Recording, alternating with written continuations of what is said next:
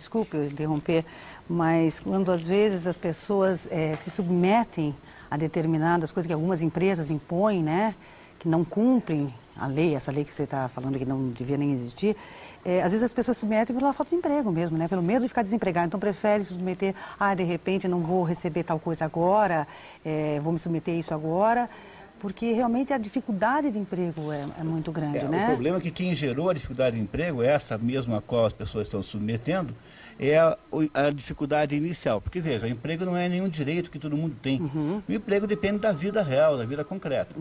Aí, na hora que você começa a transformar o emprego num ato de proteção absolutamente unilateral do empregado, aí as empresas começam a não contratar. E aí você começa a ter o problema que você está dizendo. Quer dizer, tudo começa na origem quando o Estado tenta dar a esse assunto um tratamento mágico, como se não fosse um problema da condição humana a dificuldade em se ter um sustento da vida. Quer dizer, toda vez que o Estado resolve fazer qualquer coisa que retire da vida real a sua realidade humana, a condição humana não pode ser vencida e arrumada pelo Estado.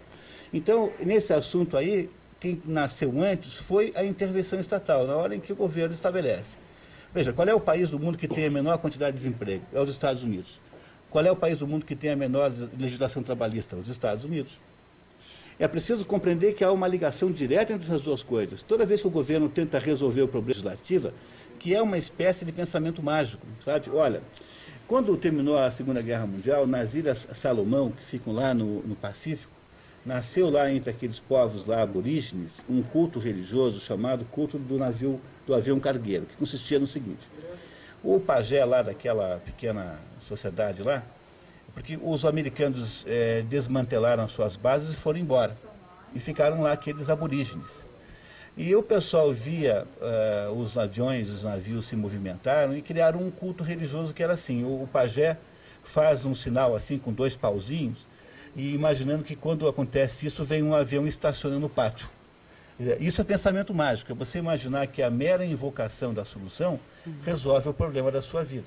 Então, toda vez que um político, toda vez que uma autoridade pública estabelece qualquer regra tida como proteção de trabalho, ele está garantindo uma enorme quantidade de desempregados logo em seguida. Por quê? Porque não se pode garantir que todo mundo vai trabalhar. Isso não é um problema de ser bom ou ser mal, não é um problema ético no último caso. É uma contingência da condição humana. Agora, eu não vou conseguir gerar emprego com prestidigitação jurídica, com ações governamentais justiceiras, por exemplo. E o que eu estou dizendo, na verdade, é que esse conjunto de tentativas de criar ações justiceiras, garantia de emprego, multa disso, multa daquilo, multa sobre o fundo de garantia em caso de demissão imotivada, toda vez que eu faço qualquer coisa dessa, eu reduzo na frente o potencial das pessoas arrumarem emprego, por uma razão simples de causa e efeito. O que o Brasil não sabe fazer é distinguir, relacionar causas com efeitos. Esse é um dos maiores problemas mentais do Brasil. Por exemplo, hoje está aí essa polêmica sobre as empresas grandes estarem maquilando produtos ou reduzindo quantidades para vender pelo mesmo preço. Será que as pessoas não compreendem que isso é uma reação do mercado ao excesso de tributação, ao excesso de interferência, ao excesso de PROCON, ao excesso de polícia, ao excesso de ações de natureza, digamos assim, de justiça social?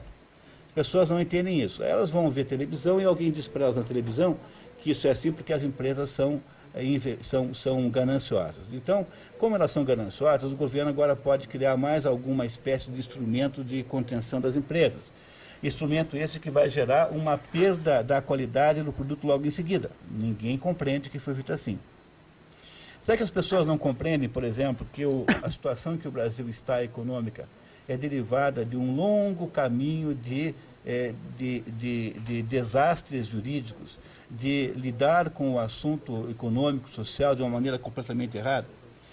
As pessoas não descobrem isso, e quando elas vão votar para presidente, o partido que justamente é o maior causador disso. Ou seja, em vez de ver no partido que é o maior causador do problema, vem nele a solução.